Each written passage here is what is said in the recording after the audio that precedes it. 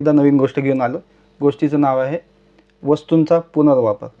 एकदा काय झालं होतं, असंच आमची गॅस शेगडी बिघडली होती आणि बायको, आई हे सगळे म्हणत होते की ह्याची फ्लेम कमी आहे, रिड्यूस झालेली आहे, पाहिजे तो इफेक्ट येत नाही आहे, त्याला पटकन तापत नाही, पटकन शिजत नाही, अशा गोष्टी होत्या. मी विचार करत होतो, घरचे सगळे विचार करत होते की आता काय करायला पाहिजे. प्रश्न पडला तर नवीन घ्यावी का रिपेअर करावी. 2 ऑप्शन तर सहजासहजी असतातच आपल्याकडे. तर आम्ही विचार केला की ह्याला नवीनची किंमत किती आहे बघू. तर साधारण एक नवीनची एक ॲझ्युम करा, समजून घ्या की ₹100 नवीनची शेगडी होती.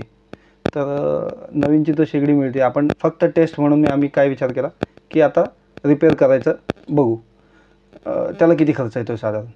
तर बघितला खर्च, आणि खर्च किती आश्चर्य म्हणजे फक्त ₹35 होत होता ॲज अगेन्स्ट ₹100.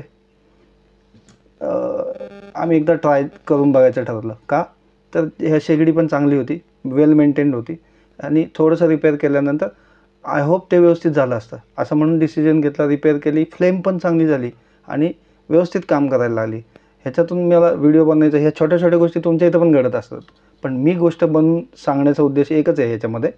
तर दरवेळेला ऑफर आहे, डील आहे, कुठला सेल आलेला आहे म्हणून विकत घ्यायचं, तसं नाही करायचं. काय होतं, हे रिपेअर केल्याने लोकांना रोजगार मिळतो, पर्यावरणाची हानी कमी होते, नॅचरल रिसोर्सेस कमी वापरले जातात.